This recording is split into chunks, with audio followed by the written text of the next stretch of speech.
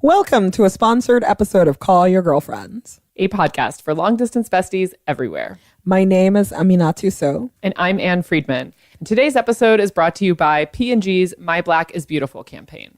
My Black is Beautiful celebrates the diverse collective beauty of Black women and encourages Black women to define and promote our own beauty standard, one that is an authentic reflection of our indomitable spirit. Recognizing that beauty and self-confidence are intrinsically linked, My Black is Beautiful is designed to ignite and support a sustained national conversation by, for, and about Black women, the way they are reflected in popular culture and how they serve as the catalyst for a movement that affects positive change. As part of P&G's long-standing commitment to touch and improve the lives of African American women, My Black is Beautiful began as an effort to target and uplift these women and has now transformed into a robust movement that gives Black women the tools to help impact change.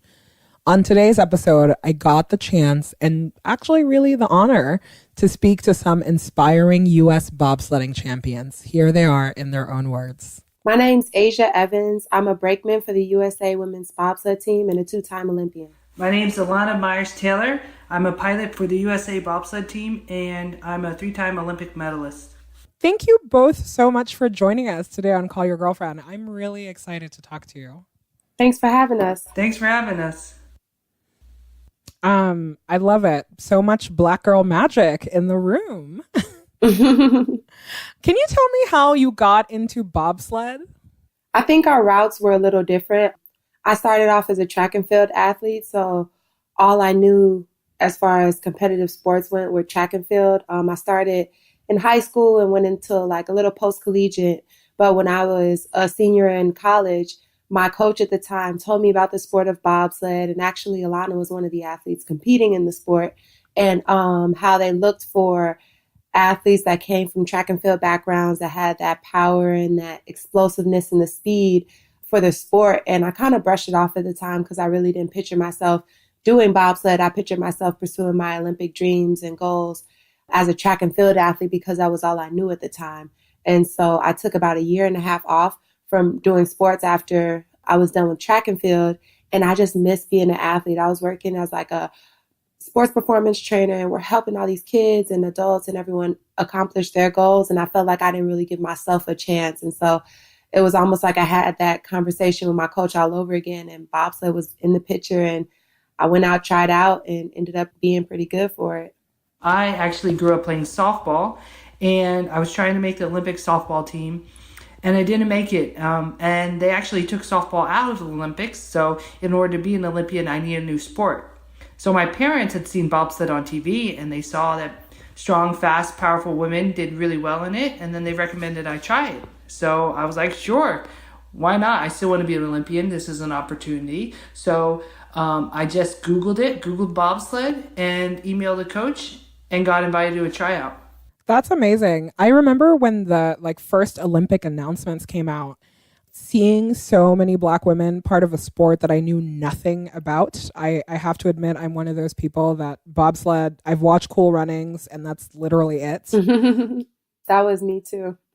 It was one of those sports where I was like, oh, what is the skill here besides just launching yourself? And the minute I saw Black women doing it, I was like, I will Google how you do this sport because clearly it requires a lot of talent and beauty. So now I want to know. What is people's reaction when you tell, when they just find out that you're bobsledders? I think people are really shocked. I think people are surprised. Yeah, I don't know, maybe because of my height and my athletic build, they instantly assume I either do basketball or track and field. Yeah, I cannot play basketball. I lack a lot of hand-eye coordination. Plus, I'm a Black girl, so they're like, what? A Winter Olympic sport? What are you talking about? So it's funny to see everyone's reaction. And I think for me, it's also all of that, but also the fact that I'm from Georgia, which is not a Winter Olympic state at all, so to have somebody from Georgia representing this winter sport, it's kind of shocking, but it gives me a really good platform to share my story. What you both do is show a lot of people, including myself, that winter sports are accessible for us. When people think about oh, why don't you have a lot of minorities in winter sports? The cost is probably one of them. Geography and location is one of them. But I think that a lot of times we also hold ourselves back because we don't see role models. And literally all it took for me to care about bobsled was seeing awesome US Olympic photos. And I was like, these girls look awesome. This looks like something I can see myself doing. Do you feel that you were really prepared for the obstacles that you were going to encounter when you were getting into bobsledding? I think growing up, especially kind of being from the city of Chicago, like I'm from, you're thrown into a lot of obstacles and stereotypes and everything before you even get a chance to experience the world. And so my mom was a big influence in my life from the earliest stages, because she helped me to kind of learn that there was more to the world and experience different cultures, experience different sports, activities, and just different surroundings. And so I was a little more equipped to do this sport and to take it all in by the time I did. I think without her, who knows if I would have even made it that far, let alone been equipped to kind of deal with everything that came with being a bobsledder, or a Black bobsledder at that as well. I think for me, I was fortunate or unfortunate enough to have a lot of different experiences throughout my high school and collegiate career as a softball player, basketball, you name it, I played it. Just having those different experiences, being on different teams with people, having a lot of different coaches, it better prepared me for what I would face in a bobsled context, but also just being in a situation where I was forced to work with different people on a consistent basis throughout what I've experienced through everything really helped prepare me for bobsled. That's great. Asia, I love you talking about your mom being an influence, because I think our parents really prepare us a lot of times for the bigger world, even just in these small ways. Did you have a talk really about race specifically and how it's going to impact you in everyday life? And did that play into your Olympic journey? She didn't allow me to fall into a certain category or to feel like it was all these other people and then it was me. Like, I was thrown into situations where I dealt with other races. I went to a language academy from kindergarten through 8th grade. And so not only are you learning a different language, but you're around all different cultures, all different types of people. And that helped me. And then it wasn't honestly until I went to high school, or I went to a Chicago public high school, where it was like all these Black people that looked like me, but their views were a little different. So it was like an opposite effect for me. And I think that having that background early on really helped me. And it wasn't until I started experiencing stuff more as an adult and I really started to become aware of different biases, of how people try and judge you and throw all these things on you, that I started to have real conversations with her, just how shocked I was that this is really how people are and how they really think. We've had a few conversations, even with me doing bobsled and traveling to some of these smaller countries to where they're not used to seeing people that look like me and understanding that even in our sports. And she was just showing me that the world just, sometimes people don't know any better and that's all they know. And you have to look at it and accept that that's where they're at in their life and that's what they believe, and it doesn't have to affect you and your beliefs. And so once I started to really get a grip on that, it made it easier for me and it wasn't affecting me as much. What about you, Elana? Did your parents have a consistent talk with you about race and this journey, or did it organically happen? Well, first, I'm biracial. My mom is white. My dad is Black. So I think race is something that you can't help but talk about, especially in a biracial household. From very early on, my mom told me that, there's just some people in the world who aren't going to like you, not only because you're Black, but also because you're a woman, because of this and because of that. And in some cases, that just means you're going to have to work harder to get where you want to be and to get where you want to go. So having that talk early on with my mom and being able to freely talk about race and gender issues with my parents throughout my entire career has really helped me navigate the waters that I'm in now.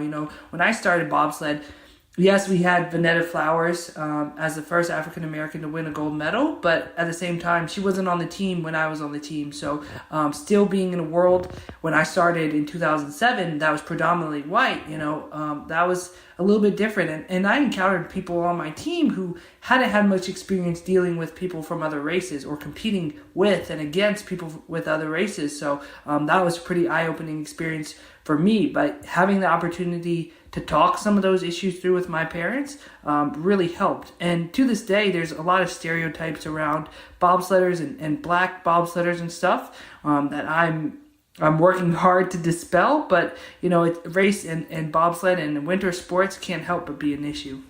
Yeah, that's so true. On the show, we talk a lot about implicit bias and how it affects like every day just being a woman in the world and being a Black woman specifically with work. Do you think that there's implicit bias in your sport, and how has it impacted your own worldview and how you view your role? Well, there's definitely implicit and explicit bias in our sport.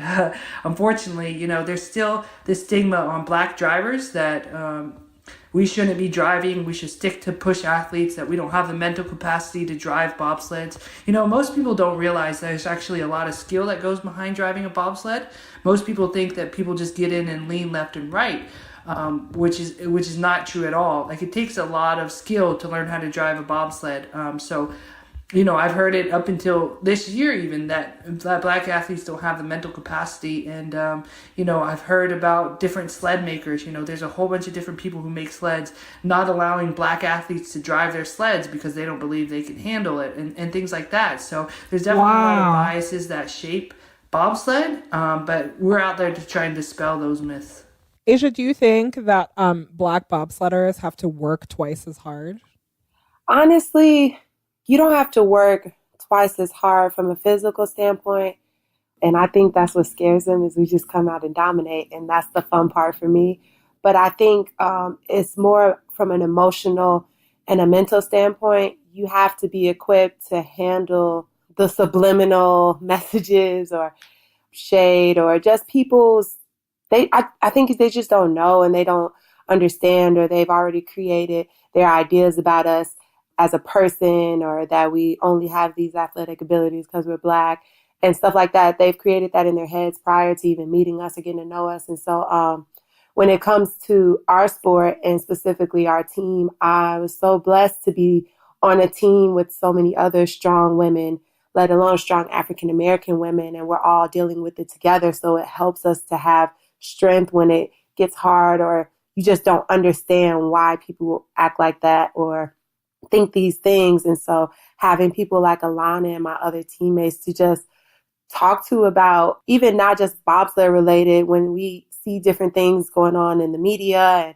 we're just like able to kind of experience it and go through it together. And I think that was the best part about it, was having other women going through the same things, and we're all there to support each other. I love what you said about dominating and really just owning that, because I've watched the Winter Olympics probably my whole life, because my family, we lived in Europe and we always followed it. But this was the first year where I felt like there was more than like one Black athlete, because the Winter Olympics would always do this. They're like, here's the one Black skier, here's the one Black whatever. And this year I was like, oh, it's lit.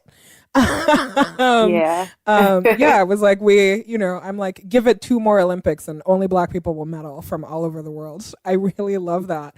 The other thing, that was so striking to me, I keep going back to the photo announcement of your team, because I remember how much it affected me, because that visual was just something that I had never seen before.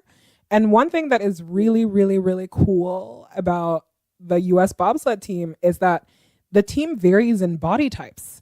I thought that was really awesome. It wasn't this like, oh, you have to have this specific kind of body to do this specific sport, which in its way is also kind of, it would feel limiting for somebody who's an amateur or whatever. And it was interesting to go from like noticing that and how awesome that is, then to hearing a lot of the negative language and how people police Black women's bodies, especially when they're athletes.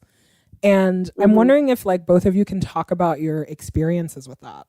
I think the beauty in our team specifically is the variety and how we're all built differently. We all look differently, and we're still the same beast, regardless of who it is. Yeah. And so it's always fun because, everyone, you're just able to embrace that diversity. And I think that was key, is like owning who you are, having confidence in your abilities and what you bring to the table, and matching that with a driver who brings similar yet different qualities. I think with all the drivers, they were all different, all the brakemen were different, but yet we all gelled together when it came time to do work and come together as a team. And so having those levels and that variety really helps to balance it out. And, at times we may not agree on everything or whatever, however that goes. You stick like however many of us, 9 to 6 women together all the time, traveling from week to week, spending every day together. It gets hard sometimes, but I think our differences really brought us together at the end of the day. And I think what's really cool about bobsled is not only is there diversity among the U.S. team as far as body type, but there's diversity across the world, with having a Jamaican sled, a Nigerian sled, and sleds from Russia, Olympic athletes from Russia, and Belgium, and all these different sleds.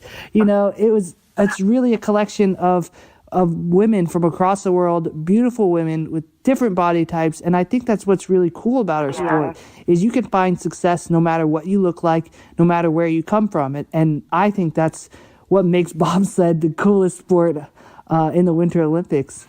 Yeah. And I'm not sure how your experience was when you first got in, Elana, but I feel like as I started getting more years under my belt in this sport, it just kind of became like cool throughout the entire sport. Like I felt like everyone was happy to have that diversity. Even on other countries, we were vibing with African American girls from Great Britain, Canada, the Nigerian girls, Jamaica, and just having them all we all coming together and being proud to give the women of winter like a new look. That was a really fun feeling as well, especially like opening ceremony at the Olympic Games and just seeing everyone in their country's uniform, but some beautiful African American melanin women. That was fun for me. Yeah, that's so real. Mm-hmm. So much of sports is about competition, and when women are competitive, it is always like seen negatively. Like men are allowed to be competitive, that's cool, but for women, it carries so much negative stereotype. But to watch like these beautiful melanated women competing against these other countries, and you're happy for each other, and also like you are doing a team sport, still feeling like you are empowering and you're reaching all your goals and achieving. That's something that's pretty awesome. Yeah, it was definitely a good balance of competition and empowerment. I felt like at this Olympic Games, being proud of all the other women competing didn't take away from my performance or my focus. We were still the same competitive athletes we've always been when it came time to get on the line and do what we do. But we were also just proud to see others win and others perform and do well. And so I think it was a pretty good balance. Yeah. Part of the reason I continue to do the sport and am trying to go another 4 years is because I want to really see the growth of the sport. And I think competing at this high level has taught me so much that's going to extend into my future life whenever that starts, as far as how to compete in a boardroom and how to compete in the business world. And I am working tirelessly to make sure other women have that opportunity and other women understand how valuable that opportunity is. The pretty cool thing about bobsled is because it's such a male-dominated sport, there's actually less of an expectation that you compete like women in this sport. You're expected to go out there and compete like men because we train with the men and we travel with the men and things like that. So for me, it's actually a little bit more freeing in the bobsled sense than in some of the other sports I've been involved with. Obviously, I wish there were more female coaches in our sport, but the fact that we're coached by men and the fact that we share a lot of the same resources as the men's team, I think actually gives us a little bit more freedom to be those competitive killers that we want to in our sport. But at the same time, there is a lot of community and things around being a woman in this sport because there's a lot of things that are a little bit more difficult because we're women. We do have to get along with more women across the world because of that. Can you talk more about those things that you feel are difficult? Yeah, for example, the very basic of the sport is one of the things we have to do is move these sleds all over, load them on trucks. We have to take them up and down the track. We have to prepare them and stuff like that. And the men's and women's sleds weigh the exact same. Well, we're not as strong as the men as much as we try to be. So it takes many more female to carry the same size sled as it would a men's team, for example. So that simple fact alone, you'll see women coming down the track and at our races, there's a lot more community because of that. You know, you might have a Russian and a Romanian helping out on a sled just because it's that heavy and everybody knows how heavy it is. Things like when we're competing and when we're training, we compete with the men and there's not a women's only locker room. So a lot of us will stick together as far as that's concerned to kind of make a little bit more private space for ourselves, things like that. Do you both feel like there is enough awareness that the pipeline is becoming bigger to have more women in the sport? To me, hearing something like that, oh yeah, you share these locker rooms, you don't have your own space, you all of that to me seems a lot of it is just like resources, you know, and that the more women there are in the sport, the more all of those resources would open up. So are there like tangible, measurable ways that you guys are seeing more women are coming into the pipeline? I think the most tangible way that we see it is there's more sleds in our competitions every week. And there's more diversity. You know, there's teams from China now. There's teams from Korea, Australia, Nigeria, from all over the world, where we're not seeing as much growth as far as diversity in the men's side. You know, most of the men's field, it's dominated by European countries because that's who they feel like can win races. So there's not as much growth as far as diversity is concerned. But on the women's side, it's still pretty wide open. And then the other thing is we are starting to get a little bit more resources. It's slow coming, but now they're even talking about adding more disciplines for the women bobsled, which would be really cool to see. Because right now at the Olympic level, men have 2 opportunities to compete and potentially win a medal. They've allowed women to now start doing 4-man, and even at Olympic level, we just don't have our own discipline. So it'd be a little bit more difficult to try and realistically win medals in 2 events for a women's team. But now we're at the point where we're actually in talk about adding new disciplines for women. I mean, it's pretty undeniable that you're empowering more women athletes and specifically women of color. Does that feel like an opportunity? Does it feel like a burden? Coming into this sport, I was coming in as the determined, goal-oriented athlete that I've always been. And so when I came in wanting to kind of dominate and, you know, we came in, a lot of African-American women at once, started getting a lot of media attention. I started to receive messages and DMs from people across the world who were so just inspired by my story, especially African-American people, African-American women from the city of Chicago and other places. And I started to realize that this platform was bigger than just being an athlete. It was bigger than just going after Olympic medal and dreams.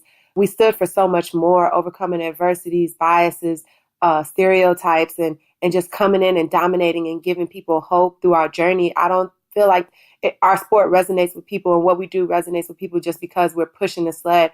It's more so how we dominate, how we have that confidence, how we go through struggles and we still go out there and persevere in a sport that where most of the athletes don't look like us.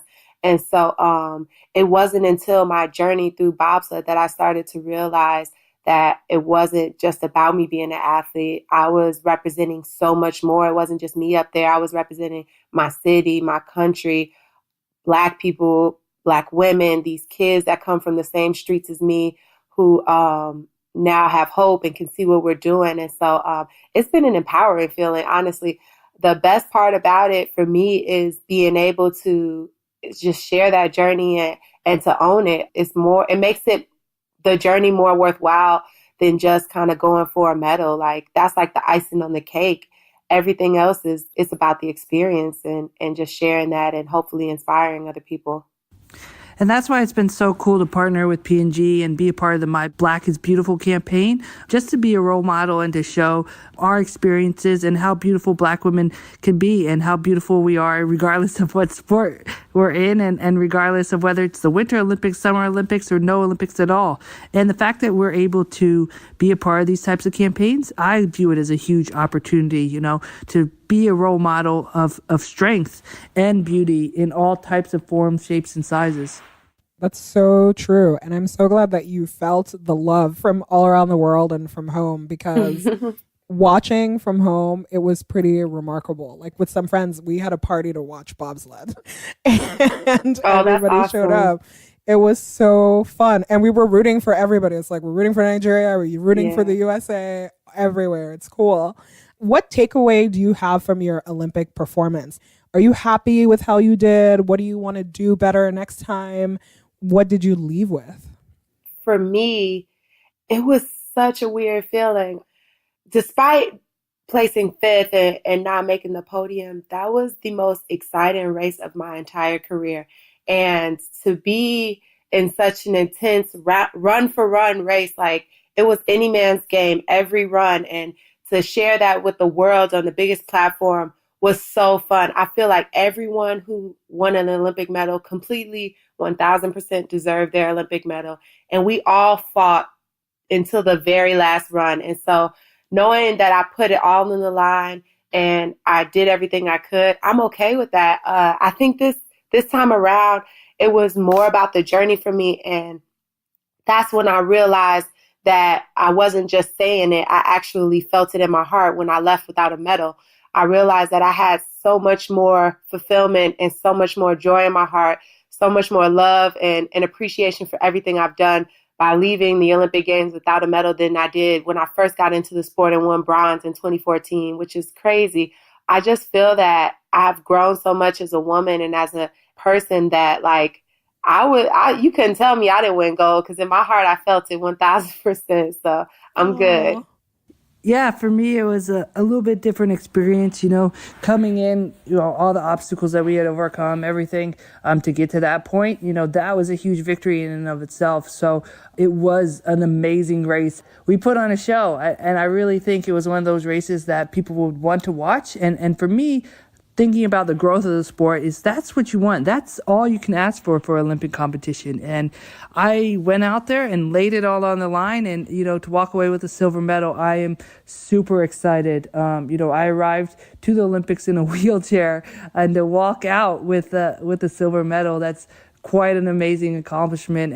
And just for the growth of the sport and for the growth of the diversity and everything, to have a race like that, it was incredible. So to be a part of something that amazing is beyond words, what you can describe. So, of course, I still want that gold medal. I'm going to do everything I can to get one in 4 more years. But at the end of the day, that was a heck of a race. Man, it really was. I know. I feel like we're reliving it all over again, which makes me I so know. happy. I kind of got goosebumps thinking about it. So obviously our show is called Call Your Girlfriend. It's all about the power of friendship. Can you tell me who your best friends are? Who's your team? How do they encourage you? And just take your mind off of the fact that you are on the world's biggest platform doing crazy things. I mean, for me, it's family, even the ones who aren't related by blood. My closest friends I consider like family. And I actually have a 9-year-old niece who is one of the smartest girls in the entire world, and she now has a cell phone. So that's my girl. I call her, talk to her all the time, and especially when we're on such a crazy platform like the Olympic Games or traveling across the world, being able to talk to my family, the ones that really know me and support me, win, lose, or draw, and just know how to put a smile on my face despite anything. Those are the ones I turn to. I've met so many amazing women throughout this journey and friends who don't even do sports but are completely crushing it in their own fields, and just surrounding myself with these successful, empowering people that continues to kind of push me forward. It gets tough because we go on tour and we're gone for weeks and months at a time. And so thank God for technology and being able to talk to everyone and communicate back home, because I wouldn't be able to do it without my friends and my family.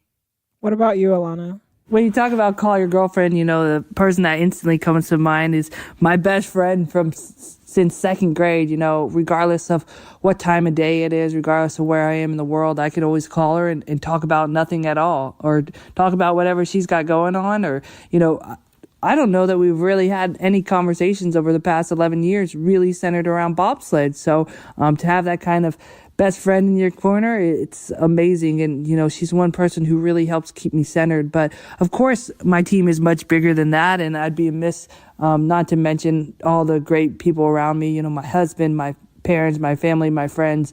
It's really taken a team to get to this point. It's incredible on how many people it actually takes to get somebody to the Olympics. And I think people see you on the platform and they see you on the podium and they think, oh, it's so great this person did that, but it really is a team that it takes to get to where you are. So I'm so blessed to have incredible people around me, whether it's my teammates, my friends, my family, anybody who's been with me through this entire journey. It's absolutely been incredible. What are your hopes for the next Winter Olympics in 4 years? What do you hope will change for all the little girls in this country that got to watch you? I really hope there's a continued increase in opportunity for women. I think the IOC is trying to add more disciplines for women and adding more events for women, but I hope it continues to grow, and I hope women have more opportunity to experience our sports, whether it's bobsled, skeleton, any winter sport. I really hope there's growth in that area. But I also hope there's growth in the area where women no longer feel like they have to fit into a certain mold to be successful, seeing the diversity in body shape and size in our sport. And hopefully that just encourages women, more and more little girls, to go after their dreams. And you never know what could happen if you're just willing to go out there and take a chance. And all of us in the sport of bobsled, we're just willing to go out there and take a chance.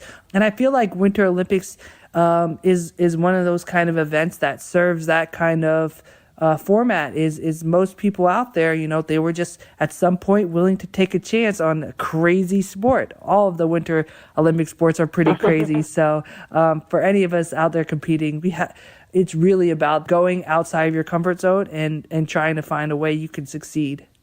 Yeah, I completely agree with Elana. I think one of my biggest takeaways and what I hope people understand, especially little girls, is that they have the power to do whatever they want in life. And we're living proof. Like, for Elana to be from Atlanta and me to be from Chicago, and we're not really known for being in Winter Olympic sports, let alone some sport called bobsledding. I mean, the possibilities are just endless. And I think us going into it and being fearless and owning it and just having that confidence really helped us to excel and to get to that level. And so I just hope that regardless if it's the Winter Olympics or going for bobsledding or anything, I hope that people just really figure out what they want to do or be open to the journey and just go full force.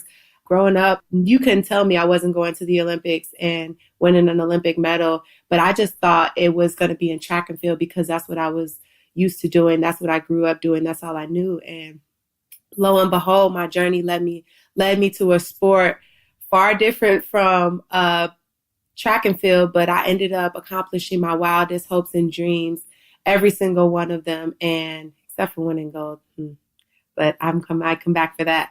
But just getting out there and being able to do everything I wanted to do and more. And so I think that now, having that knowledge and experience, I hope that everyone else understands that sometimes it may not look exactly how you want it to look, but if you know what you want in your heart, you have this goal set for yourself, just be open to it and go for full force and be open to the journey and take it all in. I think we went to so many beautiful countries in the world. We competed on so many amazing platforms, and honestly, that was the biggest part of it. And that was the most fulfilling part, was going to all these places. I swear, before I started bobsled, I had like one stamp in my passport. I was in Mexico. And so going from that to several different countries and experiencing during wintertime, which is another thing I feel like Black people don't do enough of, it was so rewarding for me. Thank you so much, Elana and Asia. I am so proud that you represent us. And thank you for all your hard work and for making the time today. It's such an honor.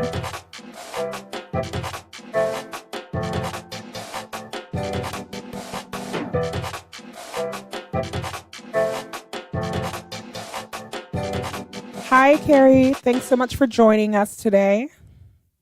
Kehri Jones, U.S. bobsled brakeman. I'm going to ask you the same question that I asked every bobsledder I've talked to ever in my whole life. How did you get into bobsled? So I was actually recruited into the sport of bobsled by Elana Meyers Taylor. She was looking for athletes and came across my strength and conditioning coach. She was able to see what I did in track and field and how I ran, and she thought that I would be a good fit. So my coach came and asked me, like, if I still wanted to compete, because it was my last year of eligibility to run track. And I was like, yeah, well, sure, I am. And he came across me with this idea of doing bobsled. And it was just like, it just took me back because the previous games had just finished and we saw Lauren Williams race. And that's kind of an idol that I looked up to all my life, running track. And I was like, well, I don't know, but I'll definitely will try. And we did the tryout process and I ended up being okay at the sport. That's awesome. I got to talk to Elana earlier. So I love that, you know, the community is that small and it really takes a lot of recruitment and making people realize that they can do the sport to compete. Mm-hmm. Kehri, what is people's reactions when you tell them that you're a bobsledder? Do you have positive reactions? What are the worst reactions you've gotten? So the majority of the reactions I get being from Texas is, how did I get into the sport? You're from Texas, it's hot. How do you deal with the cold? Like, are there other Black women who bobsled? Like, a lot of people from Texas don't know about the sport, just being from the South and not having a lot of snow where we come from, snow at all.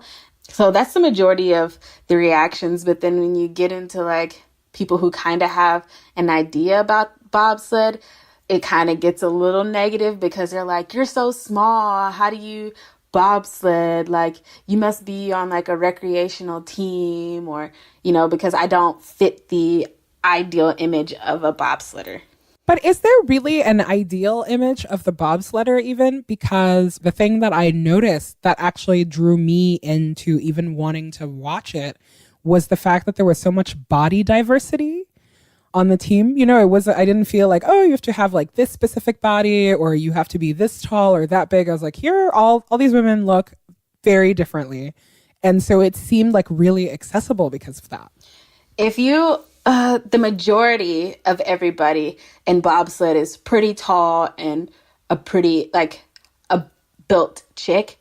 I'm only 5'1", barely, and I'm pushing like less than 150 pounds. So you don't really see that at all. You only see it from some of the Asian countries where that's the way that they're built.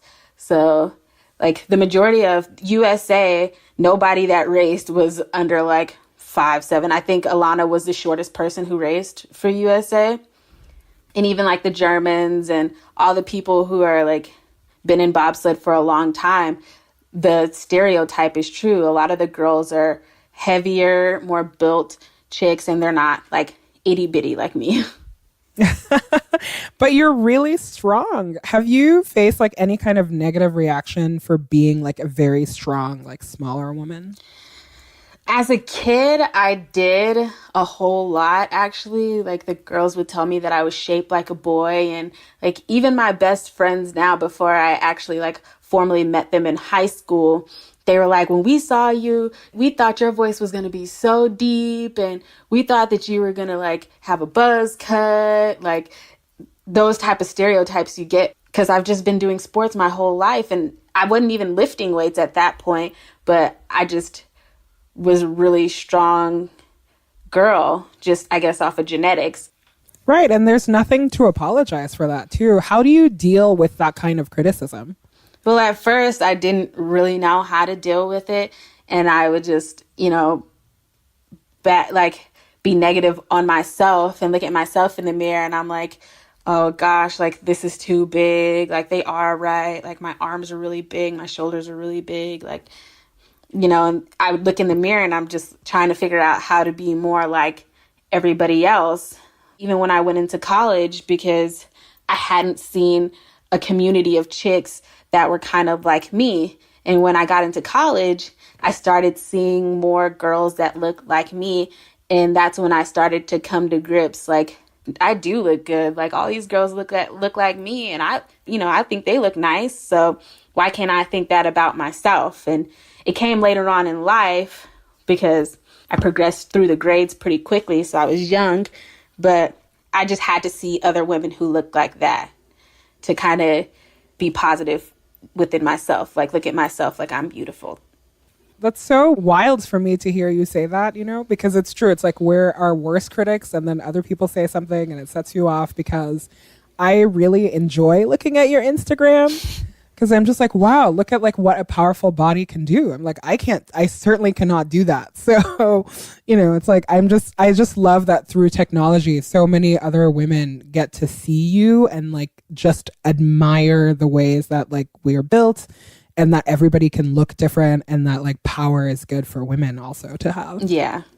One of the things that, PNG has been talking about is this experience of the talk, right? That a lot of predominantly like African-American kids will have with their parents. Do you remember having the talk with your parents about race, and how did that kind of shape your views on competing on world stage? So growing up, I never really had to have the talk because I grew up on a military base where it's just a melting pot of people. Like, there's not really like one single race. A lot of people are mixed with a lot of things. And so we didn't look at the outer appearance on that's why we're going to hang out with these group of people. It was more like, what are you interested in? Because we all had the same common upbringing. Like, we know we're only going to be here for maybe a year and a half to 2 years, and then we're leaving. So, we all have gotten used to that, and we just make friends merely on, what we have in common, what are our interests. When I went to my first public school, that's when I started experiencing like, these kids are the cool kids because they wear this and they're this particular race. These kids hang out with each other because they're this race, and having a hard time trying to figure out who to hang out with. And I think my parents kind of had a hard time with giving us the talk because like they didn't really know what to say or, how to explain it to us because they hadn't had to do it all the way up until I was in middle school. My parents would always try to tell me, like, don't lose yourself in trying to find a group of people. And I felt like that's kind of what I ended up doing. I kind of lost myself because I wanted to belong to this certain group of people because they were cool and they were my race. And that kind of seemed like the thing to do.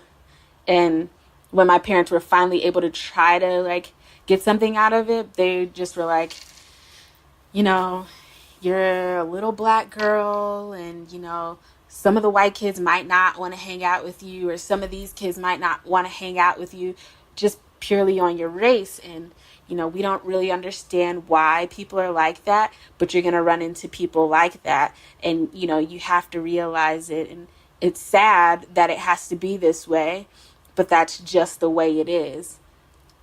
So that's kind of what we had, because it was really like a culture shock going from this particular like upbringing environment where everybody's just really friendly and, you don't have to deal with that to just be thrown in there, feeling like you're being thrown into the wolves because you don't know, and you're feeling like you can do the same thing when you can't, because then you have like kids looking at you crazy and then avoiding you, not wanting to hang out with you and that kind of thing.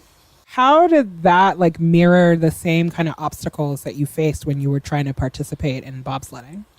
So the good thing about bobsledding was Elana had really recruited a lot of girls. So on the team, we actually had, quite a few black girls on the American team.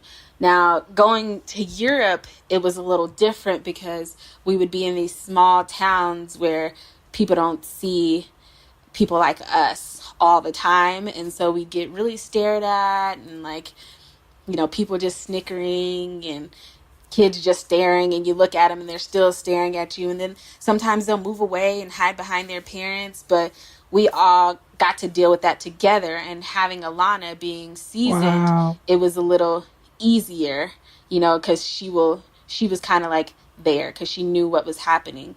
I kind of really was like mentored by her, knowing what to expect on tour and things like that. Wow. So when you're saying like what to expect on tour, like how do you prepare when you have a difficult interaction or you experience somebody's bias? Like what are coping techniques that you have for that?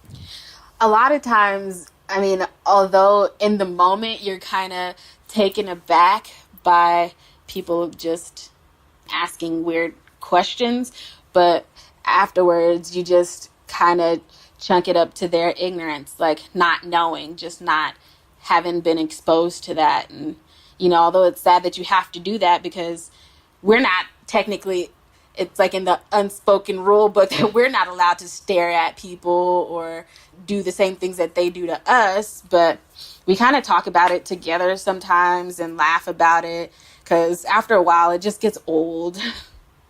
Yeah, right. And it's so impressive too because, it's like people are watching you, but like y'all are at work. Like this is your place of work. And there's so much to be said about like being a professional in these moments that can be so jarring for you. Mm-hmm.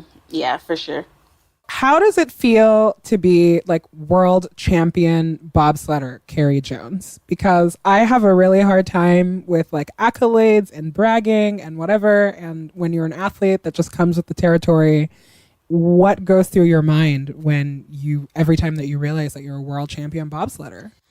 To be perfectly honest, it kind of doesn't really mean anything when it comes to like making the Olympic team, obviously. But like in the moment, it was just awesome to be racing with Elana, the woman who brought me into the sport, and knowing that we're the best in the world.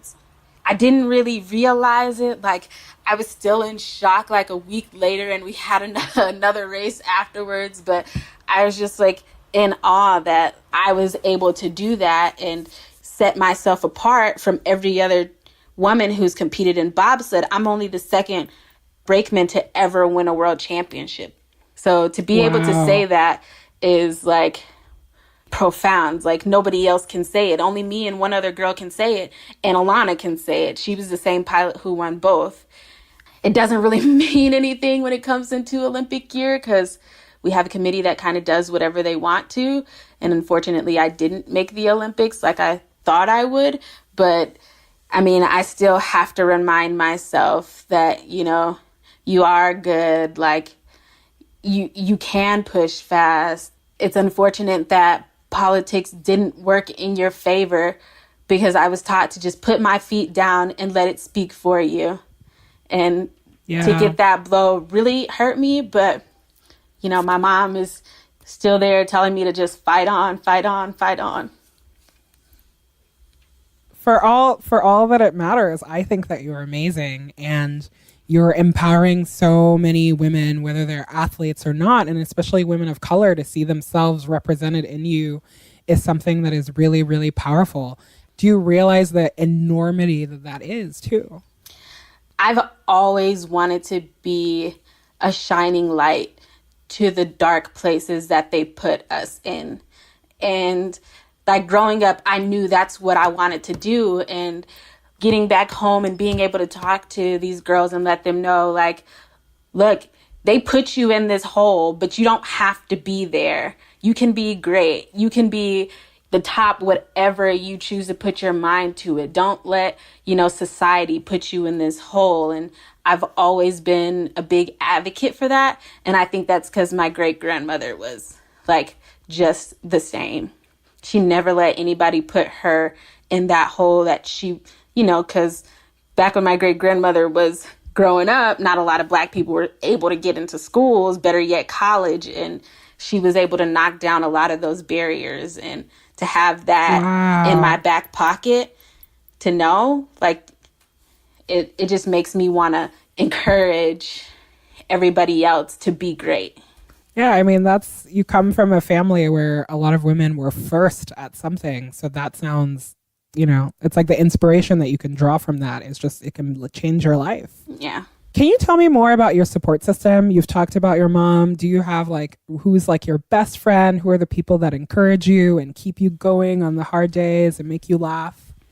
So my support system, it consists of my college track and field track coach and the strength and conditioning coach who actually got me into the sport of the bobsled. My mom and dad are always big supports. I have 2 little sisters that support me. And pretty much it's my family and my best friend one of them I actually met in college. We used to race against each other and we just best friends. We just clicked. And then I have three best friends from home. You know, they're always checking in on me, seeing how I'm doing. And, you know, they always give encouraging words too. Can you tell me more about your best friend that used to race against? Because there's so many stereotypes that like women can't get along, especially if they're competing for the same thing. And I don't think that's true. On our show, we talk constantly about that's not true. But I'm fascinated to hear it from people who actually have to compete in a sport against each other. Yeah, so sometimes it's actually true. I won't say all the time that it's not true, but going to Baylor University, our team was really like a family. And I found my best friend in a girl who was actually faster than me in some events, and I was faster than her in some events, and we just pushed each other. And that's my best friend. Her name is Ashley Fields. She ran track for Baylor University, and we just used our strengths to help each other out. And it just ended up making both of us better in our weaker events at the end of the day. That's awesome. What are your hopes and dreams for all of the little girls that get to watch you be awesome on a world stage and who are going to dream to see you in 4 years at the Olympics? I just dream that even if they do get all these negative comments and feeling like everything is against them, to know that I came from that place. I was that little black girl who everybody said athletes are dumb, so they put me in that category. I want them to see that you can still do it. You have to prove everybody wrong, and you have to use that to fuel your fire, to be able to come back and say, look at this, now look at me. Like, you talked bad about me, you said that I wouldn't be able to do this and do that, but look, here it is. And you know, you have to say it within yourself. And sometimes you can say it to them. Like, don't be afraid. Like, let them know. Like, I made it and you thought that I couldn't do it.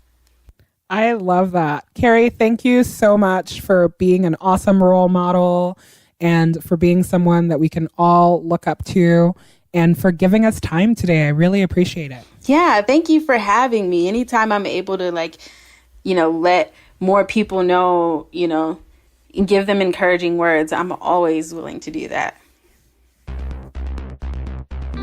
You can find us many places on the internet on our website, callyourgirlfriend.com. You can download it anywhere you listen to your favorite podcast or on Apple Podcasts, where we'd love it if you left us a review. You can email us at callyrgf@gmail.com. We're on Instagram, Twitter, and Facebook at callyrgf. You can subscribe to our monthly newsletter, The Bleed, on the Call Your Girlfriend website. You can even leave us a short and sweet voicemail at 714-681-2943. That's 714-681-CYGF. Our theme song is by Robin. All original music is composed by Carolyn Pennypacker Riggs. Our logos are by Canisius Lead, and this podcast is produced by Gina Delvac.